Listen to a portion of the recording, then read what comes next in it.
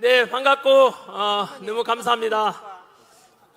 오늘 구미에 왔는데 중소도시라서 사람들이 적게 올 줄 알았는데 보다시피 끝이 안 보이네요.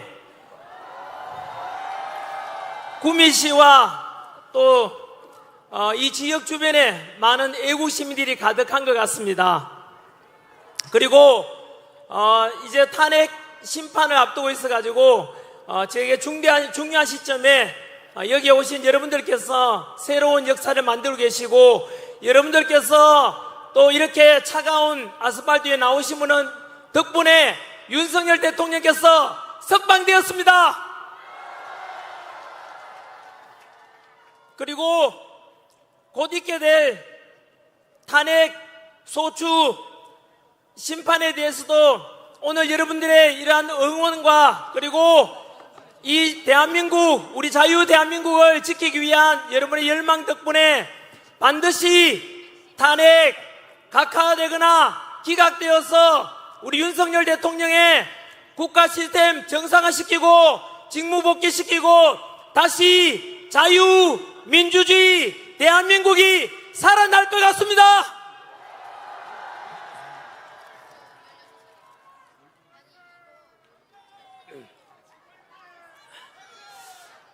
오늘 구미시에 오는 길에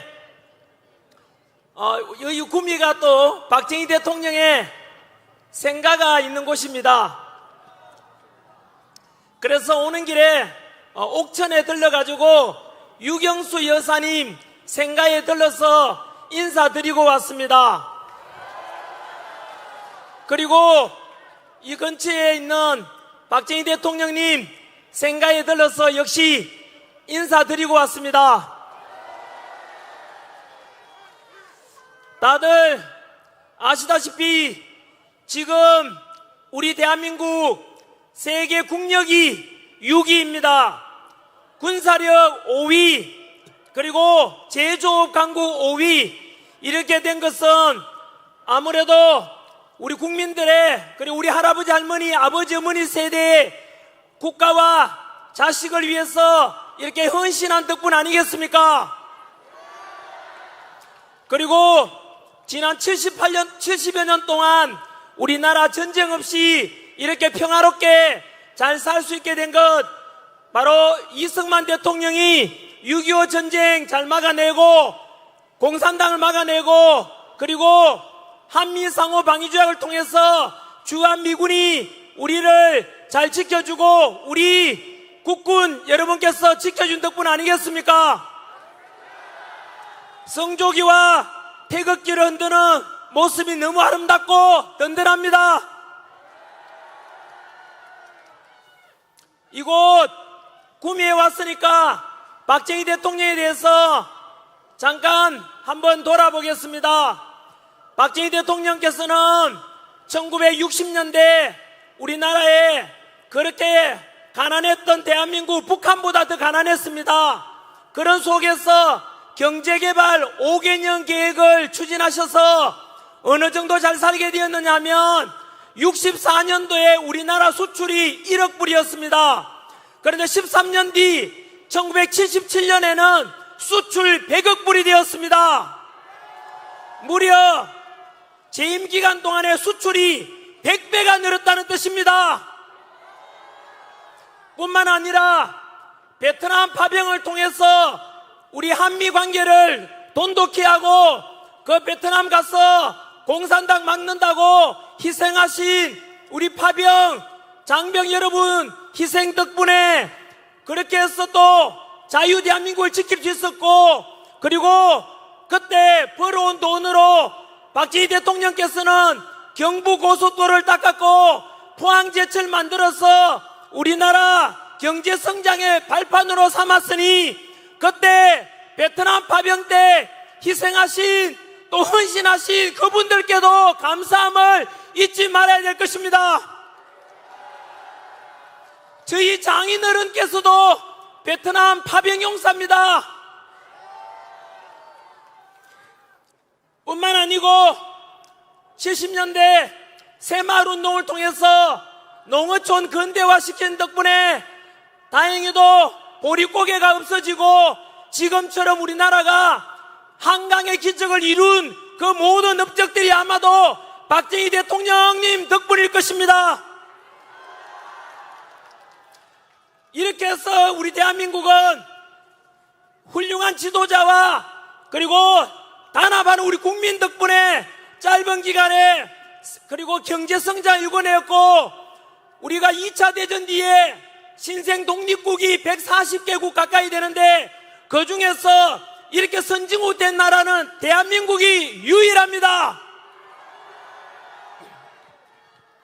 뿐만 아니고 이러한 경제성장과 산업화와 동시에 또 YS와 DJ와 같은 이런 민주화를 위해서 애쓰신 덕분에 대한민국은 영국이 200년 걸렸는데 우리나라는 불과 40년 만에 이러한 자유민주주의를 또 실현하게 되었습니다. 오늘 저는 역사 강사로서 지난 12월 3일 비상기원부터 100일 동안 있었던 일들에 대해서 시간적으로 한번 쭉 정리를 해보고자 합니다.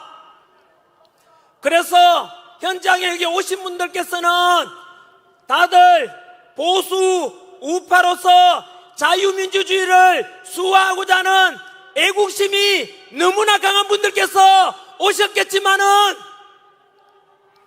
또 이 오늘 영상을 통해서 언론을 통해서 보도되는 그 방송을 통해서 또 우리와 반대편에 있다고 볼 수 있는 민주당을 지지하거나 또는 중도인 분들께서 오늘 제가 역사 강사로서 팩트에 근거해서 있는 그대로 지난 100일 동안 있었던 일에 대해서 말씀드리고자 합니다. 평가는 본인들이 해주십시오. 왜냐하면은 바로 이제 다음 주 정도가 헌법재판소에 탄핵 심판 앞두고 있기 때문에 지금까지 있었던 100일 동안 한 번쯤 정리하면서 우리가 판단하는 데도 도움이 되지 않겠나 그런 생각을 해봅니다. 진보 보수를 떠나서 좌우를 떠나서 한번 들어보시기 바랍니다.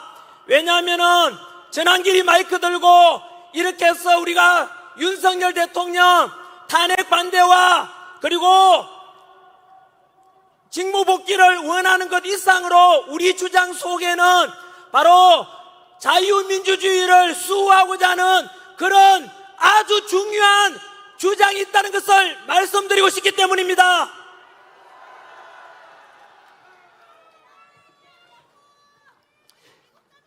특별히 2030 세대 여러분들께서 잘 들어주셨으면 좋겠습니다. 지난 100일 전에 12월 3일 날 비상계엄이 선포되었습니다. 그 즉시 민주당에서는 비상계엄은 곧 내란이다 라고 부르면서 언론에서도 똑같이 지금까지도 윤석열 대통령에 대해서 비상계엄은 곧 내란이다 라고 내란 속에 내란 우두머리라고 하지만 과연 누구의 주장이 맞는지 한번 생각해 보시기 바랍니다. 여러분 다 아시다시피 비상계엄이라는 것은 대통령의 헌법 77조에 보장된 고유 권한입니다. 그런데 내란이라고 하는데 사실 내란이 되는지 한번 보십시오. 즉 윤석열 대통령께서는 헌법이나 법률을 중대하게 위반한 것도 없고 헌법에 따라서 비상계엄을 선포했고 그리고 2시간 만에 민주당에서는 바로 비상계엄 해제를 의결하였습니다. 그리고 6시간 만에 윤석열 대통령은 헌법과 법률에 따라서 비상계엄을 해제하였습니다. 그래서 단 한 명의 부상자나 또는 희생자 없이 평화롭게 끝났지 않습니까? 그래서 이것은 비상계엄이 곧 내란이 아니라는 것을 민주당은 처음부터 알고 있었습니다. 그래서 기억하실지 모르겠지만은 비상구염 직후에 한 열흘 정도는 뭐라고 했느냐 하면은 바로 윤석열 대통령께서 북한에다가 드론이나 풍선을 보내가지고 국지전을 도발하고자 하였다라고 민주당에서 주장했습니다. 그것은 대통령은 원래 내란이나 외환의 범죄가 아니면 형사상 소출을 받지 않기 때문에 외환죄를 덮어씌우려고 했던 것입니다. 그 외환이라는 것이 IMF 외환위기 이런 게 아니고요, 외부에서 한국으로 침략을 유도해서 환란을 일으키고자 한다는 뜻입니다. 그래서 북한에다가 드론과 풍선 보내서 외부에서 환란을 초래하고자 라고 민주당이 주장했는데 지금은 조용하지요. 왜 그렇게 했습니까? 외환죄라고 덮어씌우려고 했던 민주당의 거짓말이 드러났기 때문입니다. 두 번째, 과연 그럼 내란죄는 성립이 될까? 여러분, 민주당에서 내란죄를 덮어씌우려고 뭘 했느냐면 국회의사당에서 국회의원들이 비상계엄 해제를 못하도록 윤석열 대통령이 국회의원들 의결 못하도록 끌어내고자 했다라고 덮어씌웠지 않습니까? 그런데 민주당에서는 거짓말을 또 했지요. 민주당 김병주 의원, 박범계 의원, 그리고 부성찬 의원이 주도해가지고 곽종건 특전사령관을 회유했습니다. 그 음성 녹음까지 다 밝혀졌지 않습니까? 내용은 곽종건 사령관한테 야, 네 내란죄다, 큰일 났다, 무기징역이나 사형에 처할 거다 라고 하니까 곽종건 사령관이 겁이 나서 민주당에 회유가 돼가지고 결국은 민주당이 조작을 하게 해가지고 그 곽종건 사령관 국회의원을 끌어내라고 한 것이 아닌데 요원을 끌어내라고 했는데 국회의원을 끌어내라고 거짓말을 덮으셨지 않습니까? 그 조작한 것이 다 드러났지 않습니까? 그리고 윤석열 대통령이 체포 명단을 이렇게 메모하라 했다고 해서 국정원 차장 홍장원에게 명령했다 하는데 그 홍장원 역시 거짓말 메모 아닙니까? 그 거짓말도 마찬가지로 국회의원 민주당의 박선원 의원이라고 역시 메모를 조작한 것조차도 드러났습니다. 여러분, 결국에는 윤석열 대통령한테 대해서 내란죄를 덮어씌우려고 하다가 조작을 한 것이 거꾸로 이제 다 드러났다는 뜻입니다. 혹시나 이 중에서 숨어서 듣고 계시는 민주당 지지하시는 분들께 한번 판단해 보십시오. 금방 말씀드린 대로 윤석열 대통령을 내란 외환죄로 덮어씌우려고 하다가 외환죄로 덮어씌우려고 했던 것도 거짓말로 드러났고 내란죄 덮어씌우려고 하는 것도 역시 또 민주당에서 조작하고 회의에서 거짓 증언하게 했다는 것이 또 드러났습니다. 그러면 이제 묻겠습니다. 진정한 내란 범죄 일으킨 것은 윤석열 대통령입니까? 민주당입니까? 여러분, 내란을 일으키고 조작한 것은 누굽니까? 민주당은 이제 답변하라.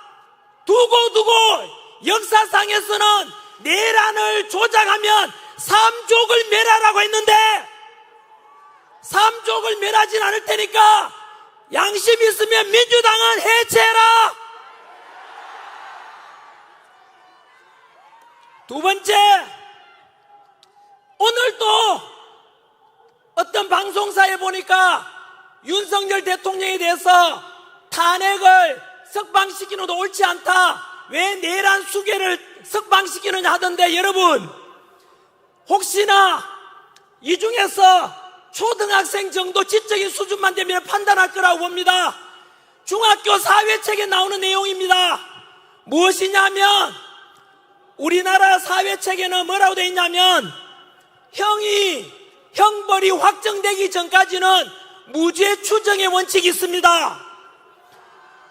이재명 같은 경우에 벌써 4개 범죄, 전과 사범에다가 현재 재판 중에 있는 것도 뭐 여러 건 있지 않습니까? 그리고 이미 1심에서 유죄가 확정되었지요. 북한에다가 돈 갖다 준 거 알고 있습니까? 대북 송금 800만 불인가 갖다 줬지 않습니까? 여러분, 그거 이만저만한 범죄가 아닙니다, 여러분. 그럼에도 불구하고 우리 보수 우파들은 이재명 보고 당장에는 너 임마 잡범이야 라고 말은 하지 않지 않습니까? 왜냐하면 아직 3심, 2심이 남아있기 때문에 무죄 추정의 원칙에 따라서 이재명한테 우리가 범죄자라고 부르진 않지 않습니까? 그러면 답변하십시오. 윤석열 대통령은 아직 재판받은 적 있습니까? 없습니까? 없지 않습니까? 그렇다면 아직 1심 재판도 받지 않았는데 무죄 추정의 원칙에 공평하게 적용한다면 윤석열 대통령은 내란입니까? 무죄입니까? 초등학교 학생 여러분 들었습니까? 중학교 학생 여러분 들었지요? 바로 윤석열 대통령에 대해서 오늘 이 시간 이후로부터 내란죄, 내란 우두머리라고 하는 언론사가 있으면 그 언론사 모두가 가짜뉴스 언론사입니다. 기자분들 똑바로 들으십시오. 오늘 이 시간 이후로 기자분들이 윤석열 대통령에 대해서 내란 우두머리 이런 방송을 한다면은 초등학교 중학생들도 당신들 언론사는 전부 다 가짜 뉴스 언론사라고 이야기할 겁니다.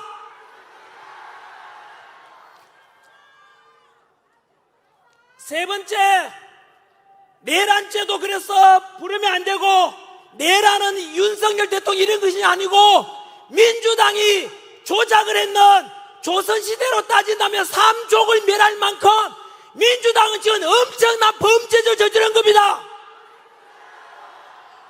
범죄 혐의가 있는 사람이 누구겠습니까? 아까 말씀드린 대로 특전사령관 불러서 회유했는 김병주 의원, 박선원 의원, 부성찬 의원, 그리고 박범계 의원들은 두고 보시면 알 겁니다. 지금은 탄핵정국이라 침묵하지만은 그 사람들 이번 탄핵정국 지나고 나면 잠 못 잘 겁니다. 박선원 의원은 역시 홍장원 메모를 조작했지 않습니까? 두고 보시면 원래 거짓은 진실을 이길 수가 없습니다. 우리는 지금 보다시피 전한길도 꿈에라도 거짓말하지 말라는 그 안창호 선생의 가르침에 따라서 오직 진실만 말하지 않습니까? 반면에 조금 전에 봤다시피 외환죄 덮어씌울 정도도 거짓말, 내란죄로 덮어씌울 정도도 거짓말, 내란이라고 말하면 안 되는데도 불구하고 내란이라고 말하면 민주당 또 거짓말. 결국은 우리 보수 우파의 진실을 추구하는 우리 보수 우파가 승리할 것입니다. 그 다음 바로 윤석열 대통령에 대해서 내란죄라는 거짓말로 덮어씌우고는 내란 수사권도 없는 공수처에다가 수사권을 맡겼지 않습니까? 분명히 그것은 잘못되었다. 왜 내란 수사권이 없는 공수처가 수사를 하느냐? 오직 내란죄는 경찰만이 할 수 있거든요. 그런데 왜 공수처가 수사를 자꾸 하지? 알고 보니 그 공수처는 오동훈 공수처장이 다 드러났지 않습니까? 민주당의 끈앞불 우리법연구회 후신 국제임금법 연구회 소속이었고, 그리고 체포영장 발부해준 서부지법의 이순영 판사, 신한미 판사 모두가 오동훈하고 똑같은 우리법연구회나 국제임금법 연구회 소속이었습니다. 그리고 그 내란 수사권이 없는 공수처 수사하는 잘못이 최근 서울중앙지법 쥐기현 판사에서 공수처 수사가 내란죄에 대해 수사권이 없는 것은, 수사권이 없는데 수사한 것은 잘못되었다고 법적으로 명령을 내렸지 않습니까? 그래서 결국에는 수사권도 없는 공수처석죄로 수사를 했고, 또 체포 과정에서도 불법적으로 체포를 했고, 그리고 영장도 불법으로 발부받았기 때문에 모든 것이 불법이었다는 것이 드러나서 지금 오동훈 공수처장은 검찰로부터 고발이 되어서 이제 수사를 받게 되었습니다. 여러분, 결국에는 또 거짓이 드러난 것입니다. 여러분, 사실은 대통령에 대해서 이 정도만 되어도 불법 체포에다가 불법 구속에다가 이 정도만 되어도 미국 같으면은 벌써 윤석열 대통령 무죄로 석방되고 벌써 이 사건이 끝났어야 돼요. 그런데 지금 여기까지 왜 왔는지 아십니까? 바로 옳지 못한 것에 대해서 침묵했던 사람들, 민주당이 거짓으로 덮어씌우는데 거기에 동조했던 언론들의 선동 때문이고, 오직 이재명 대통령 만들기에 혈안이 되어 있던 그 민주당 안에 민주는 하나도 없고 밀어붙이기시 불공정과 상식을 다 무너지게 한 그 민주당 때문에 여기까지 오게 된 것입니다. 이제 민주당의 거짓말이 계속 드러나고 있습니다. 네 번째, 여러분 구속영장 신청하는 날 기억나십니까? 그날 밤에 서부지법 앞에 있던 애국 청년들 일부는 그 감정은 분을 참지 못해서 서부지법에 난입해서 많은 분들이 구속되는 안타까운 일도 있었습니다. 그런데 여러분, 왜 그렇게 그 청년들이 그럴 수밖에 없었는가? 결코 제가 폭력 행위를 편들거나 폭력을 조장하거나 그런 의도가 아니라 원인은 알고 있어야 되지 않습니까? 판단은 여 근처에 계시는 중학생, 초등학생들까지도 알 수 있는 팩트를 말씀드리겠습니다. 아시다시피 이재명은 전과자 아닙니까? 현재 여러 개 범죄 혐의로 수사를 받고 있는데 야당 대표라는 이유로 불구속 수사를 받고 있지 않습니까?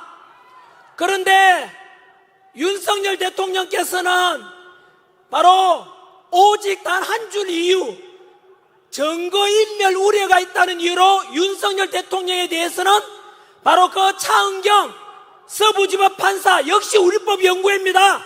편향된 그 판사는 윤석열 대통령에 대해서는 구속영장을 청구했지 않습니까? 구속수사를 하라고 해서 결국 구속시켰지 않습니까? 한 번 더 요약해드리겠습니다.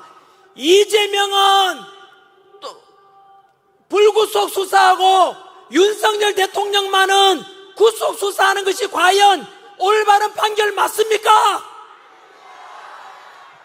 그러니까 민주당 지지하시는 분들 답변해 보십시오.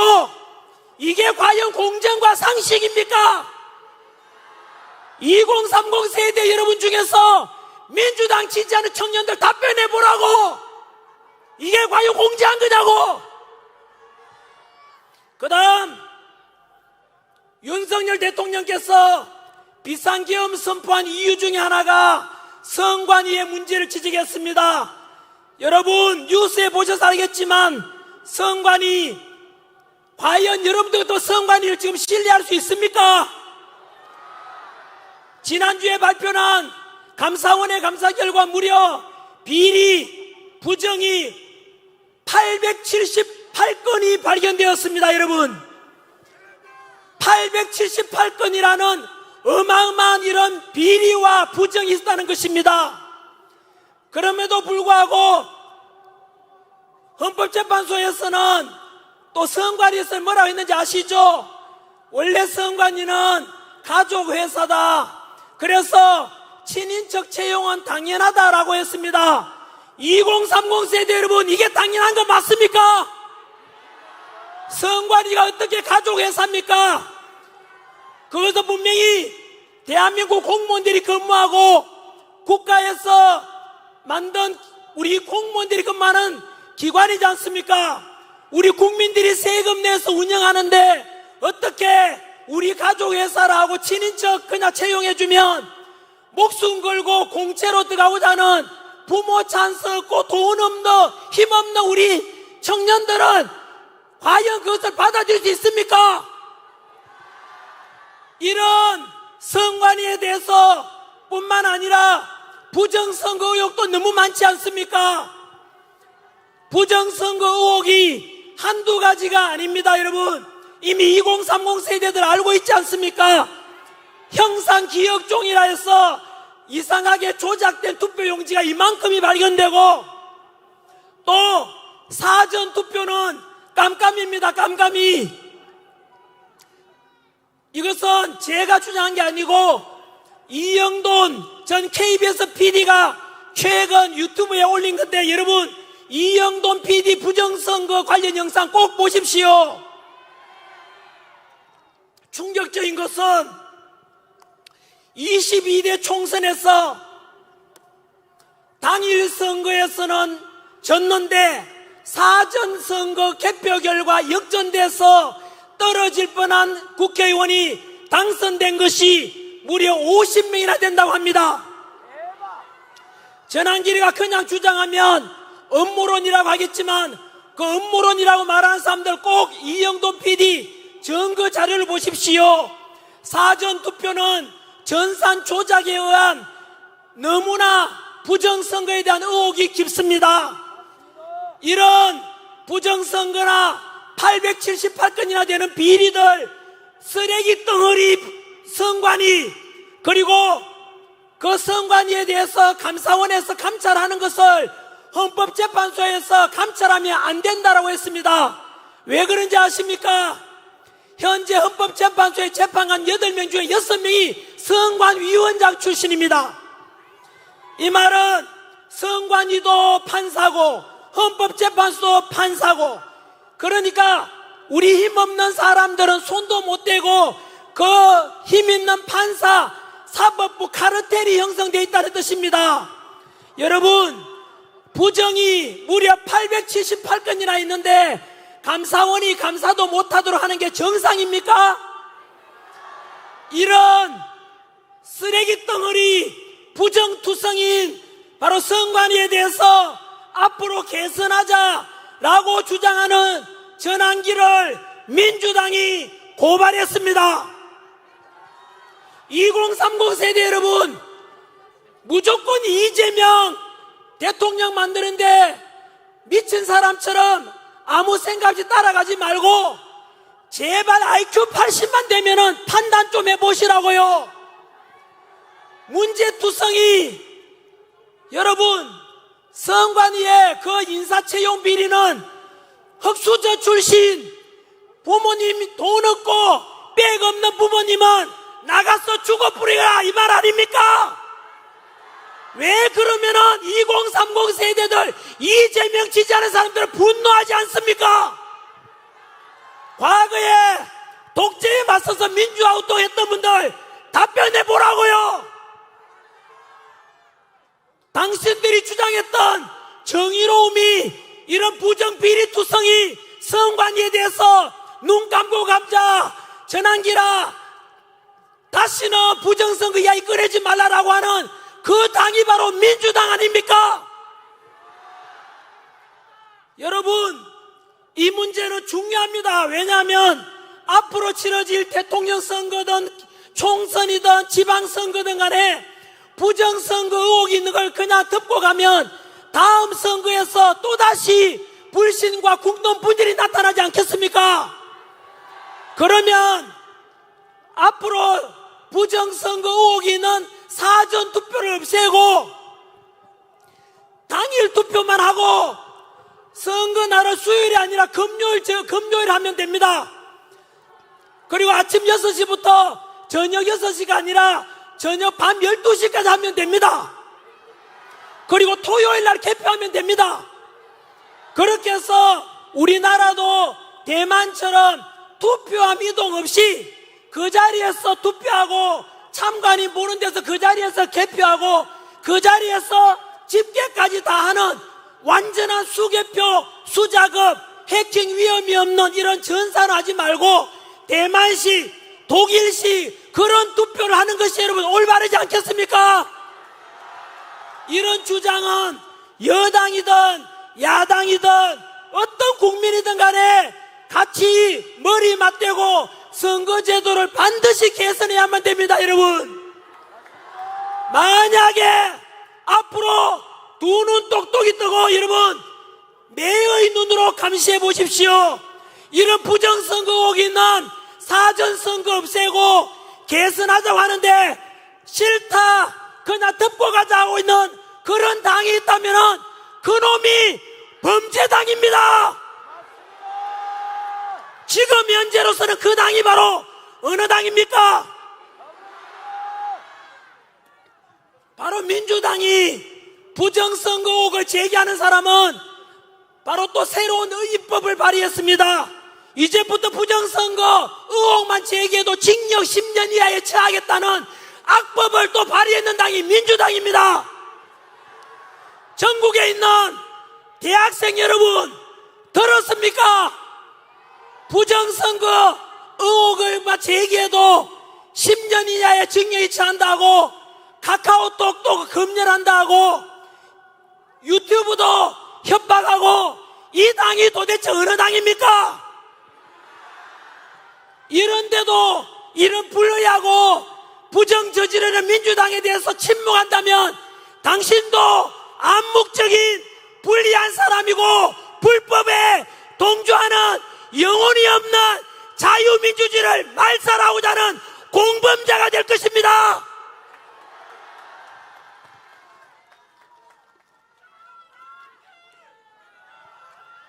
그리고 알다시피 윤석열 대통령께서 비상계엄을 선포했는 이유 중에 하나가 바로 29번의 민주당의 폭력적인 폭압적인 바로 탄핵에 대한 이야기를 안 할 수가 없습니다. 여러분 29번의 탄핵이 있었지 않습니까? 그 중에서 지난 며칠 전이었죠. 감사원장 탄핵을 민주당에서 했는데 두 가지를 지적하고 싶습니다. 감사원장 탄핵 사유 뭔지 아시죠? 바로 전 정부 문재인 정부 때 우리나라 군사 1급 비밀이죠. 사드 배치에 관한 군사 정보를 당시 문재인 정부 때 정의용 안보실장이 중국에다가 넘겨줬다는 의혹이 있어가지고 그것을 감사원에서 감찰하려고 하니까 민주당이 감사원장을 탄핵했습니다. 여러분 2030 세대부 중에서 이재명 지지하는 사람에게 묻겠습니다. 과연 중국한테 군사기밀 넘겨주는데 이것을 하지 말라고 하는 민주당을 이래도 지지하겠습니까? 그것을 지지한다는 것은 곧 우리나라를 팔아넘겨도 괜찮다는 매국노와 무엇이 다르겠습니까? 뿐만 아닙니다. 며칠 전에 그렇게 해서 막무가내로 29번 탄핵 중에서 지금까지 8번의 탄핵 결과가 심판 나왔지 않습니까? 민주당에서 무조건 묻지도 말고 따지도 말고 탄핵시켜보자 라고 했던 그 탄핵에 대해서 헌법재판소 심판 결과 어떻게 됐는지 아시죠? 8건 중에서 8대 0으로 모두가 탄핵이 기각됐습니다. 여러분 이것은 무엇을 가리키는지 아시죠? 민주당은 국가와 국민은 안중에도 없습니다.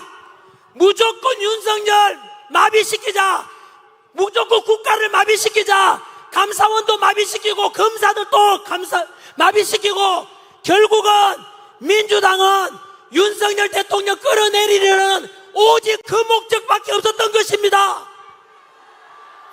더 분노할 수밖에 없는 것은 그렇게 탄핵 소추하고 난 뒤에 재판이 이루어지면 변호사비를 내야 되는데 그 여러분 탄핵을 소추한 민주당의 변호사 비용을 누가 냈는지 아십니까? 2억 6천만 원 변호사비를 모두가 우리 국민의 세금으로 냈다고 합니다. 여러분, 이게 말이 됩니까? 이런 불의를 보고 분노하지 않는다면 그 또한 양심도 없고 그리고 대한민국을 사랑하고 있지 않는 자입니다. 7번째, 초안전이라고 들어보셨지 않습니까? 윤석열 대통령께서 탄핵 비상계엄 선포한 이유 중에 하나가 중국의 하이브리드 전쟁 초안전에 관한 것을 말씀하셨습니다. 무슨 말인가 하니, 여러분, 우리가 지금 탄핵 반대 주장하는 이 집회 열고 있지만은 단순한 탄핵 반대를 넘어서 자유민주주의를 수호하고자 하는 주장이 있지 않습니까? 무슨 말이냐? 우리나라는 이번에 윤석열 대통령께서 비상계엄 선포하지 않았다면 이미 우리나라는 제2의 홍콩이 되고 제2의 중국이 되어서 중국의 속국이 되었을 것이라고 합니다. 이미 상당히 많은 지식인들이나 상당히 많은 상류층 사람들은 이 사실을 이미 너무 우리나라에 깊이 들어와 있어서 포기한 사람이 많았습니다. 우리나라 이제 끝났다. 우리나라는 자유민주주의 다 붕괴된다. 우리나라에 북한 세력이 얼마나 많이 들어와 있고 중국 세력이 얼마나 많이 들어와 있는데 라고 하면서 그렇게 했고, 실제로 우리나라는 이미 포기한 사람들도 많았습니다만은 알다시피 비상계엄 덕분에 우리가 다 알게 되었지 않습니까? 첫 번째, 정치적으로 초안전을 간단히 말씀드리면은 남의 나라 쳐들어갈 때 러시아와 우크라이나처럼 무기로 남의 나라 점령하는 게 아니고 무기가 아니라 정치적, 경제적, 사회적 다른 방법으로 점령하는 걸 가리킵니다. 예를 들어서 홍콩을 영국이 99년 만에 중국에 돌려줬습니다. 그런데 이미 홍콩 가보십시오. 우리가 알고 있던 무역의 도시 홍콩, 금융의 도시 홍콩, 그리고 쇼핑의 도시 홍콩이 아니라 이미 홍콩의 밤거리는 어두워지고 이미 중국의 속국이 되어버렸습니다. 그 홍콩 가서 시진핑 비판하는 말 한마디만 꺼내더라도 바로 잡혀가게 됩니다. 왜 그래 됐습니까? 중국이 홍콩을 무력으로 점령했습니까? 아닙니다. 바로 친중적인 정치인을 투입시키고 친중적인 법을 만들고 그렇게 해서 결국은 홍콩은 중국이 돼버린 것입니다. 2주 전에 홍콩에 남아있던 마지막 야당도 없어졌습니다. 여러분, 홍콩에도 중국 공산당밖에 없습니다. 여러분, 우리나라도 홍콩처럼 되지 말라는 법이 어디 있습니까? 이미 아시다시피 우리나라 지금 탄핵 정국에서 우원식 국회의장이 시진핑을 지난달에 만나고 왔습니다. 그리고 우리나라 경제적으로도 중국에 자본이 너무나 많이 들어와 있는 거 아시지 않습니까? JTBC 방송국이라고 들어봤습니까? 여기에 기자분 계시네요. 답변해 보십시오. 아니면 아니라고 말하십시오. JTBC가 적자투성이일 때 중국 텐센트로부터 1,000억 자금이 들어왔습니다. 팩트입니다. 아니라면 저를 고발하십시오. 그러면 JTBC가 중국으로부터 자유로울 수 있겠습니까? 뿐만 아니라 지금 여의도나 강남에 가보시면 중국인 소유 빌딩이 너무 많습니다. 우리나라에 화교 중국인들이 80만 명 가까이 됩니다. 교육 전문가들께 묻겠습니다. 우리나라는 목숨 걸고 로스쿨 가고 목숨 걸고 스카이대에 가려고 하는데 중국 화교인들에 대해서 그냥 눈 감고도 스카이대 갈 수 있고 로스쿨 갈 수 있는 거 문재인 정부 때 만들어진 거 알고 계십니까? 뿐만 아닙니다. 의료보험 적자나는 것 중에 하나가 중국 사람들이 어마어마하게 의료보험을 이용하고 있습니다. 여러분들이 낸 국민건강보험료를 그들에게 많은 특권을 주고 있습니다. 그뿐인 줄 아십니까? 벌써 시간이 다 됐네요.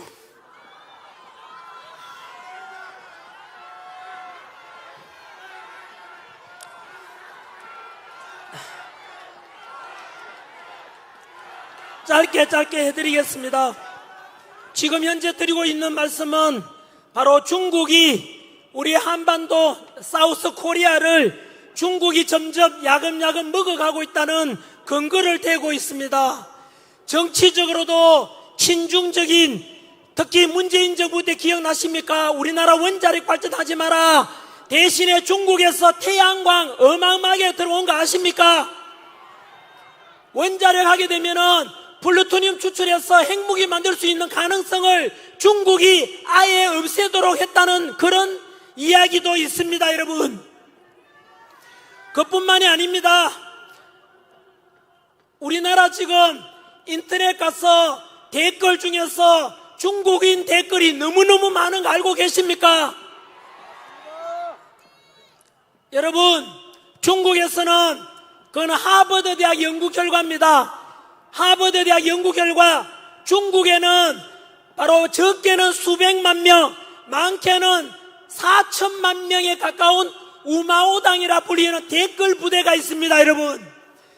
그래서 우리나라에 한 번은 축구 경기를 하고 있는데 국가대표 중국하고 한국이 하는데 어느 나라 이기기를 응원하느냐 하니까 바로 네이버와 달리 다음에서는 무려 축구 중간에 경기 중에 54%가 중국 이기를 응원한다고 나왔습니다. 그 경기가 끝나갈 무렵에 91%가 중국이 이기를 응원한다고 했습니다. 충격 아닙니까? 그때 네이버에서는 94%가 한국 이기를 원한다 했습니다. 그게 정상 아닌가요? 어떻게 우리나라 다음이나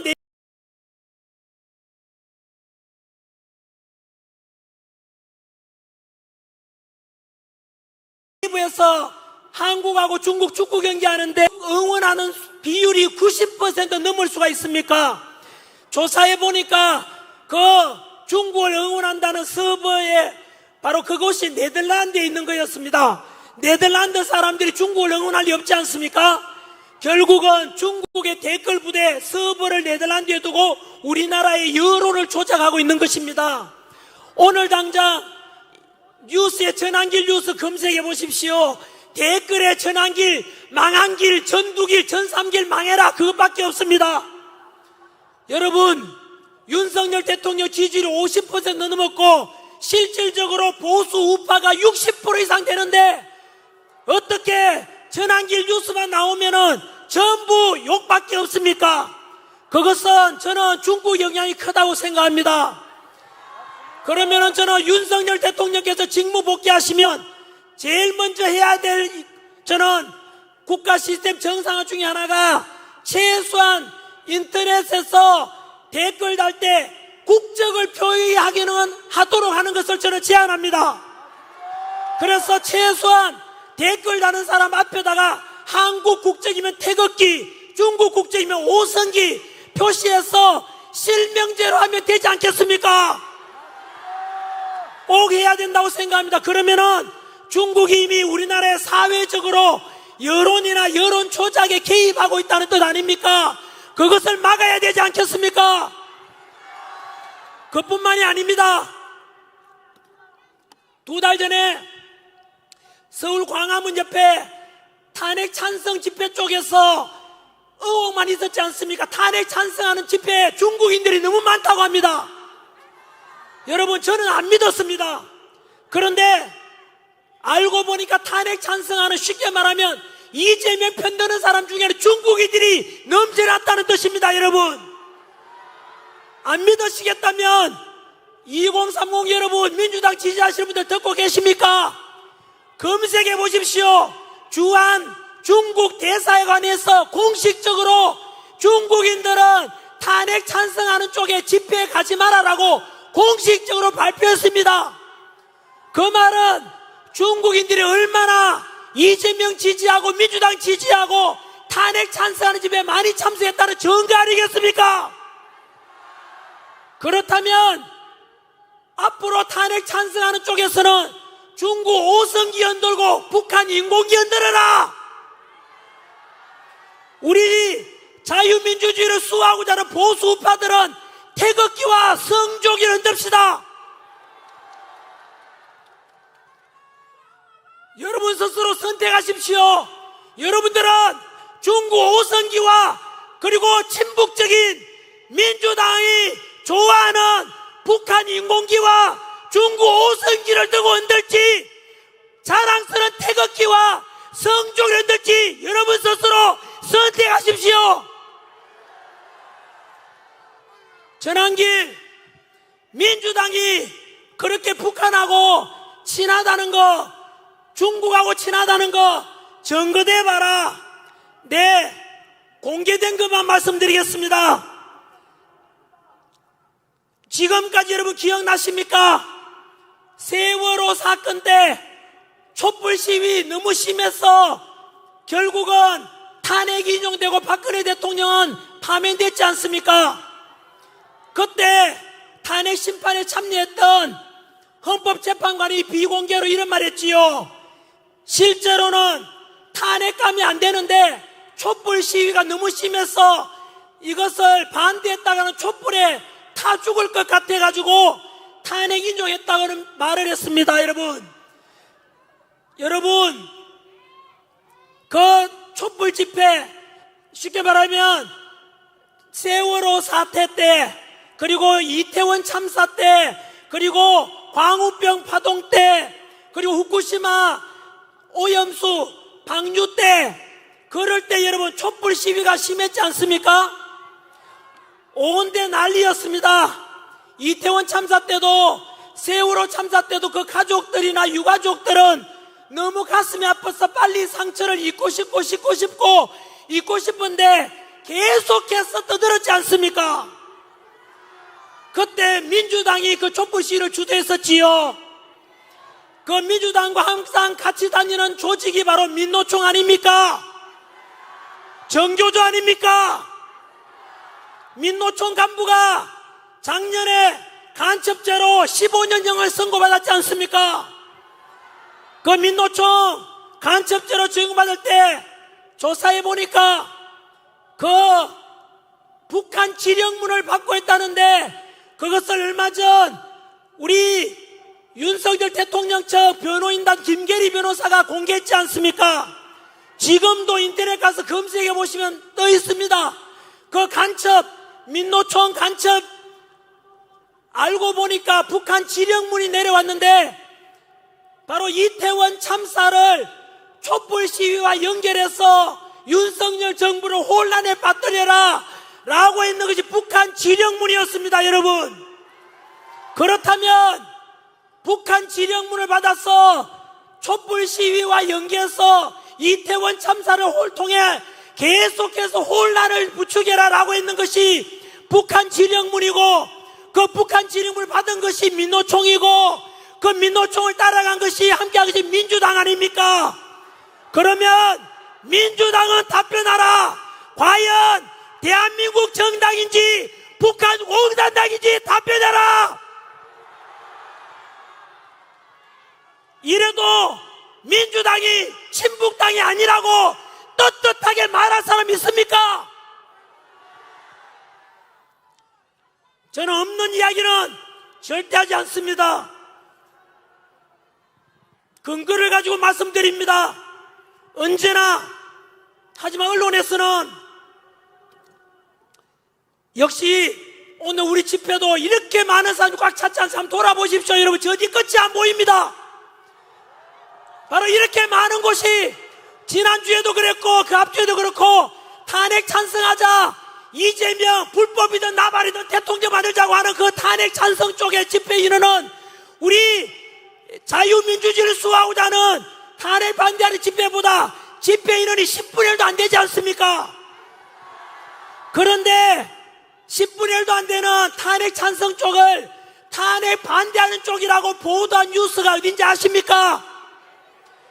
바로 JTBC였습니다. 중국한테 돈 받아먹고 가짜 신문, 가짜 뉴스 보도하는 JTBC 며칠 전에 뉴스에 보니까 전환기를 보고 다시 또 거구라고 보도하대요. 전환기를 거구라는 증거가 어딨나? 그리고 광화문 집회든 우리 세이브 코리아 집회든 간에 폭력이 단 하나로 있습니까? 거구라는 것은 언제나 독일의 히틀러 나치즘처럼 전체주의고 그 폭력성을 동반하지만은 우리는 하나님을 사랑하고 부처님의 자비를 또 믿는 사람 많지 않습니까? 이런 종교의 자유가 있고 그 종교의 가르침, 부처님의 가르침이든 예수님의 가르침이든 다 자비를 베풀고 이웃을 사랑하라는 좋은 가르침을 믿고 있지 않습니까? 그런 속에 우리는 분열이 아니라 언제나 화합을 주장하고 평화를 주장하는데 우리가 거구 맞습니까? 그런데 왜 JTBC를 자꾸 거구라고 합니까? MBC도 전환기를 거구라고 보도하대요. 제가 분명히 말씀드렸죠. 지난주 집회 때 반드시 전환기한테 다시 거구라고 하거나 윤석열 대통령을 내란이라고 말하는 언론이 있으면 제가 공개한다 그랬죠. 그 언론이 바로 MBC, JTBC입니다. 앞으로 여러분 아까 말씀드린 대로 북한 지령물 받은 게 민노총이고 민노총하고 같이 노는 것이 민주당이고 결국은 민노총과 그 민주당의 그런 민주당 주장을 그대로 보도하는 것이 바로 언론 아닙니까? 그 언론사가 MBC와 JTBC 아닙니까? 아니라면 아니라고 말해보라고. 우리 국민들은 더 이상 언론에 속으면 안 됩니다.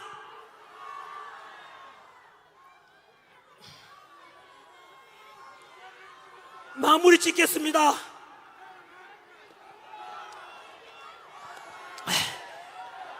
윤석열 대통령 외치십시오. 전환기는 아무것도 아닙니다. 여러분들하고 진정으로 지난주에 윤석열 대통령께 제가 구치소 앞에 가서 석방 편지를 보냈을 때 그때도 그랬고 또 이렇게 해서 윤 대통령께서 석방된 뒤에 연락이 왔습니다. 뭐라고 하시지 않습니까?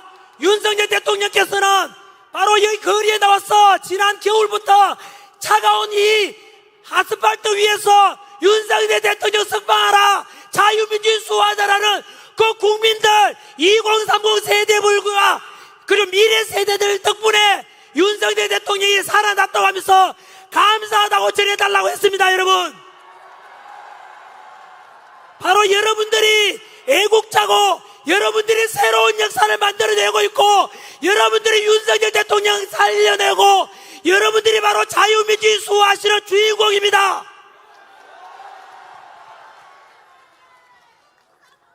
저보고도 감사하다고 말씀하시길래 제가 바로 이야기했습니다. 저는 심부름꾼이고 여기에 앉아 계시는 얼굴 한번 내밀지 못하고 이름 누구지도 모르지만 묵묵히 멀리서 자유민주주의 수호하고자 태극기 들고 성조기 들고 나라 지키자 여러분들이 바로 진정한 주인입니다. 여러분, 진심으로 감사합니다. 마지막으로 헌법재판소 말씀을 드리겠습니다. 지금까지 말씀드린 대로 비상계엄을 선포한 이후로 지금까지 역사적으로 제가 바로 차례대로 정리했지 않습니까? 민주당이 외환죄 덮으시 올려다가 거짓말로 드러나고 내란죄 덮으시 올려다 또 거짓말로 드러나고 그리고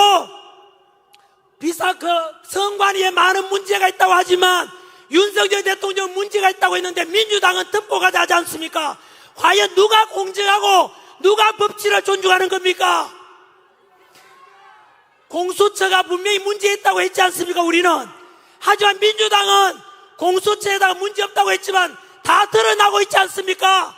공수처의 불법 체포, 불법 수사, 불법 영장 전부 가짜 아닙니까? 여러분, 이런 것들 제발 우리 그나마 희망이 있다고 생각되는 KBS, SBS라도 제발 좀 보도 좀 해주십시오. 다음 집회 때 여러분처럼 저에 대해서 신뢰를 가진다면 목숨 걸고 여러분들 앞에 저는 진실을 밝혀나갈 것입니다. 어느 언론사가 왜곡하고 어느 언론사가 가짜뉴스 보도하는지를 제가 낱낱이 말씀드려서 그 언론사들은 모두가 국민들로부터 등 돌리고 중국 가서 방송국 하든지 북한 가서 하든지 하라고 제가 싸우겠습니다. 뿐만 아니죠. 우리는 자유민주주의를 좋아하지만은 민주당은 카카오톡 검열하고 그리고 여론조사기관 협박하고 여러분 지금 여론조사기관에 지금 그게 실제로 통계자료 믿습니까 그거? 실제로는 윤석열 대통령에 대한 지지율은 50%대가 아니라 60, 70%돼 있습니다 여러분. 그런데 TV만 틀면 윤석열이 목소리가 안 나오고 이재명 지지율 올라갔다 이재명 지지율 올라갔다 그것만 보도하지 않습니까? 그러니까 국민들이 언론에 속고 있고 여론조사 그것도 전부 다 가짜일 가능성이 큽니다. 제 친구 서정욱 변호사의 말에 의하면 나름대로 유명한 한국갤럽 리얼미터 그쪽도 역시 좌파라고 해가지고 이재명이 2달 전에 기억나십니까? 여론조사 기관에서 나오는데 자꾸 이재명 지지율이 떨어져 민주당 지지율이 떨어지니까 여론조사 기관에 다 협박했는 거 알고 계십니까? 그래서 여론조사 기관의 대표가 말했습니다. 우리는 사기업으로서 힘 있는 사람이 저렇게 협박하면은 앞으로 영업하기 힘들어서 너무나 두렵다라고 말했습니다 여러분. 2030 세대 여러분, 그리고 스스로 민주당을 지지한다는 사람에게 묻겠습니다. 국민들을 대상으로 카카오톡 검열하고 여론조사기관 협박하고 그리고 민주당 조금만 비판하면 그런 유튜브에서만 문 닫으라 그러고 여러분 고발하고 전환기도 2번 고발당했지 않습니까? 과연 2030 세대 중에 민주당 지지하신 분들 그리고 민주화를 좋아했던 분들께 답변해 보십시오. 과연 이런 카카오톡 검열하고 협박하고 표현의 자유를 말살하는 민주당의 모습이 과연 여러분들이 지지하는 당 맞습니까? 지금까지 제가 말씀드린 중에 거짓말이 어디 있습니까? 오직 저는 성경을 가지고 있습니다.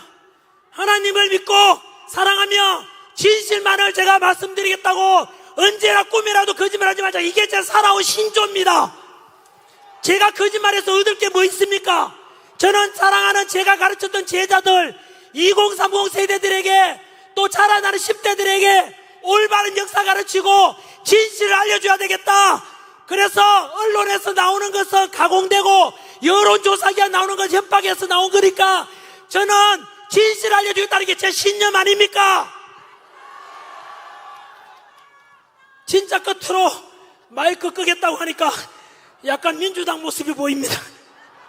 아닙니다. 그거는 죄송합니다. 뒤에 제가 약속을 어긴 겁니다. 왜냐하면 언론사 인터뷰도 있고 제가 서울 올라가는 또 기차도 타야 되고 오늘 또 헌법재판소 앞에 아침에도 다녀왔거든요. 아침에 가서도 밤새워서 단시간은 탄핵 반대하는 분들 응원 갖고 오늘 저녁에도 또다시 서울 가서 헌법재판소 앞에 가서 또 그분들 응원하러 가야 됩니다. 딱 3분만 봐주십시오. 3분만. 첫 번째, 헌법재판소는 지금 어떤 결정 내느냐에 따라서 나라가 망하고 국론이 국민 두 조각 나고 그리고 진짜 헌법재판소는 가루가 되어 사라질 수 있는데 그러면 어떻게 되느냐? 여러분 아까 말씀드린 민주당은 거짓을 향해서 왔죠. 왜 그런지 아십니까? 민주당 안에서도 알고 있어요. 왜 그러면 민주당 거짓말 해야 되는지 아시죠? 오직 목표가 이재명 대통령 만들려고 하기 때문에 거짓을 하고 있는 거예요. 민주당 안에 더불어민주당에 민주는 없고 더불어 협박당, 더불어 독재당이에요 지금. 더불어 불법당 아닙니까?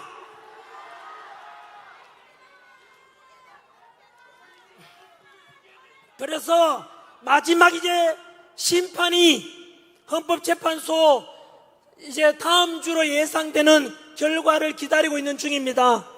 금방 말씀드린 대로 저는 헌법재판관들에게 말씀드리고 싶습니다. 솔로몬의 지혜로운 재판이 필요할 때입니다. 어떻게 하면 국가도 망가지지 않고 어떻게 하면 국론 분열 두 주가 국민들이 나뉘어지지도 않고 통합할 수 있으며 어떻게 하면 헌법재판도 살아남을 수 있을까? 한 가지 방법이 바로 탄핵 각하를 결정하는 것입니다. 그렇게 하면 각하를 결정하게 되면 바로 첫 번째 헌법재판소 안에서 지금 재판 심리 과정에 불법적인 게 10가지가 있었다고 합니다. 우리나라 최고 헌법 권위자였던 허영 교수님의 발표입니다. 10가지 불법적이 있었으니까 각하를 해버리면은 바로 탄핵 소추 구성 요건이 안 되기 때문에 불법적인 10가지도 용서받을 수가 있고 또 국론이 분열되지 않습니다. 왜냐하면은 탄핵 찬성하는 쪽이나 민주당에서 할 말이 없어요. 왜냐하면은 억지로 지금 문영배, 이미선, 정정미, 정계선 같은 이재명 딸랑이들 집어넣어놨지 않습니까? 그런데도 불구하고 각하 결정이 나올 때면 오죽 조건이 안 됐으면 그랬겠냐 해서 탄핵 찬성하는 사람도 사실은 할 말이 없어져요. 그래서 결국은 국론도 다시 통합할 수 있고 헌법재판관들 그 불의한 재판관들도 그나마 용서받을 수 있는 방법이 바로 각하 결정입니다. 그렇게만 되면은 윤석열 대통령께서 이미 석방됐지 않습니까? 직무 복귀하셔가지고 올바른 법에 따라서도 공정하게 새로운 2.0 우리 이재명을 감옥 갈 가능성이 크죠? 바로 2.0 우리 윤석열 정부가 만들어질 거라고 믿고 있습니다. 그래서 우리 오늘 이제 헌법재판소의 심판 앞두고 오늘이 마지막 이제 이런 집회 같은 느낌이 들어서 제가 지금까지 100일 동안 있었던 일에 대해서 한번 정리를 해드렸습니다. 더 보시다시피 여러분 누가 거짓이고 누가 진실인지 아시겠죠?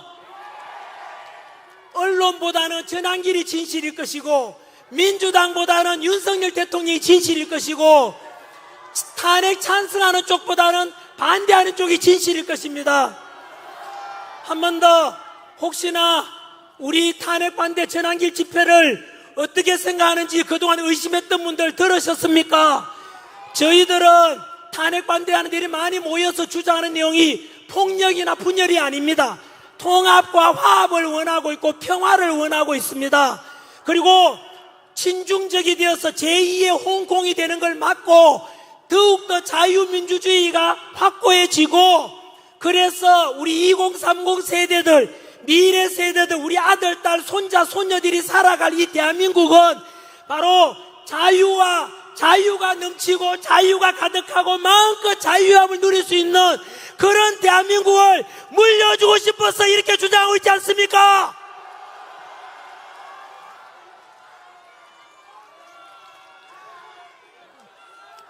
여러분 이제 아시겠죠? 무엇을요? 윤석열 대통령께서 처음에 비상계엄을 선포했을 때는 저는 죄송합니다만 미친 짓이라 했지만은 그 뒤로 계몽이 되었고 먼저 개몽된 게 광화문에 있던 집회하는 분들과 2030 세대고 제가 개몽되었고 그 뒤로 혹시나 개몽된 분들 보시다시피 비상계엄이 아니었으면은 성관 예의가 썩었는지 헌법재판소에 문제가 많은지 그리고 공수처가 이렇게 문제가 많은지 그리고 민주당이 저렇게 폐악질을 많이 했는지 몰랐지 않습니까? 그래서 비상계엄이 곧 계몽령이고 비상계엄이 없었다면 대한민국은 끝날 뻔했습니다. 그래서 비상계엄이 대한민국을 다시 살려준 정말로 신이 준 기회라고 저는 생각합니다. 그래서 윤석열 대통령께서 비상계엄 선포함으로 해서 대한민국이 다시 살아났다. 저는 다음에 역사책에 그렇게 기록될 것이라 믿습니다. 그래서 우리 다음 주에는 있을 헌법재판소의 탄핵 각하를 소망하고 바라고 윤석열 대통령께 한 번 더 응원하는 함성 한번 부탁드립니다. 윤석열 대통령님 들리십니까? 사랑합니다. 우리는 자유민주주의 대한민국을 사랑합니다. 윤석열 대통령을 지지합니다. 여러분 우리가 그동안 이렇게 집회하면서 외쳤던 걸 듣고 보니까 윤석열 대통령께서 다 듣고 계셨답니다. 우리가 말씀드렸지 않습니까? 이 집회와 우리의 주장이 역사를 바꾸게 될 것이고 결국은 여러분들이 주인공이 될 것이라는 것이 사실이 있었습니다. 여러분, 자꾸 길어서 죄송합니다. 진짜 너무 여러분들 자랑스럽고, 저도 다음 주에 반드시 각하 헌법재판소의 심판은 각하가 될 것이라고, 그 모든 것은 여러분들 덕분이라고 저는 생각하고, 또 구치소에서 꿋꿋하게 전혀 흩어짐 없이 바로 우리를 믿고 기다려주신 윤석열 대통령 덕분이라고 저는 생각합니다.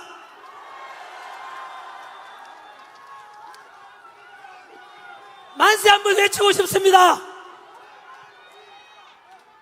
윤석열 대통령님 만세! 자유민주주의 만세! 대한민국 만세! 감사합니다.